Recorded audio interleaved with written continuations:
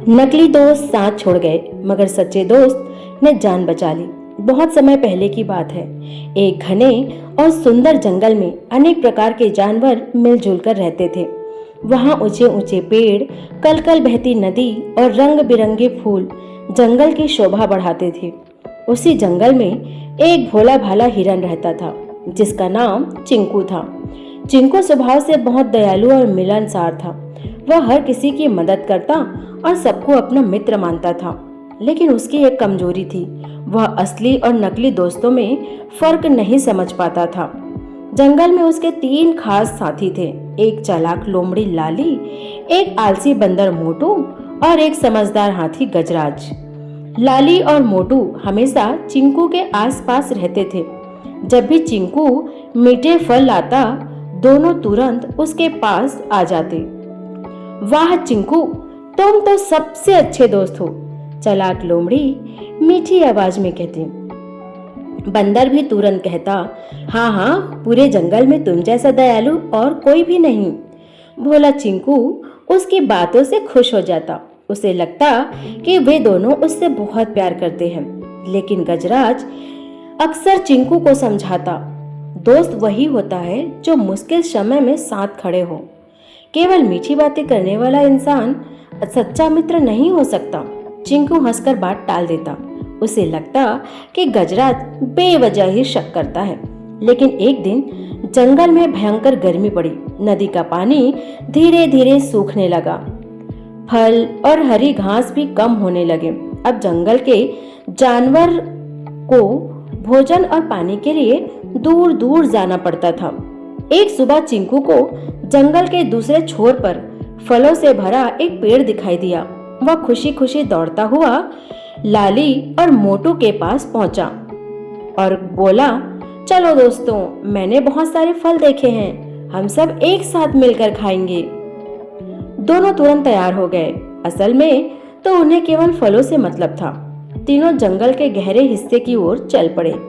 रास्ता कठिन था, चारों तरफ सूखी झाड़ियां और उबड़ खाबड़ जमीन थी। चलते चलते वे तीनों एक दलदली इलाके में पहुंच गए। चिंकू आगे आगे चल रहा था।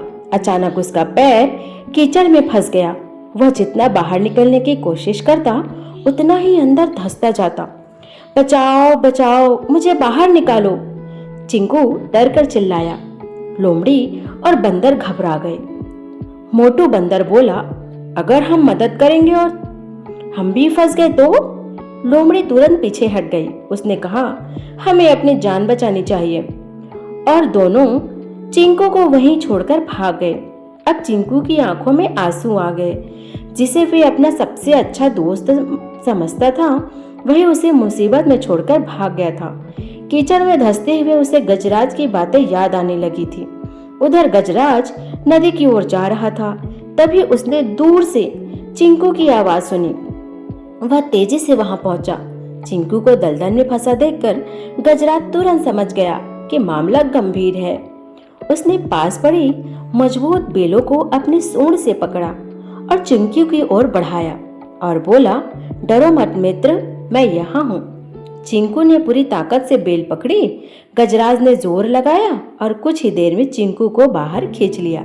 चिंकू कांप रहा था, उसकी आंखों से आंसू बह रहे थे। उसने बोला, मुझे माफ कर दो गजराज, मैं असली और नकली दोस्तों को पहचान नहीं पाया। गजराज मुस्कुराया और बोला, नकली दोस्त सुख में साथ देते हैं, लेकिन असली दोस्त दुख में हाथ पकड़ते हैं। गजराज ने खुशी से अपनी सूंड उठाई और दोनों हंस पड़े। उस दिन के बाद चिंकू ने कभी किसी की मीठी बातों पर भरोसा नहीं किया।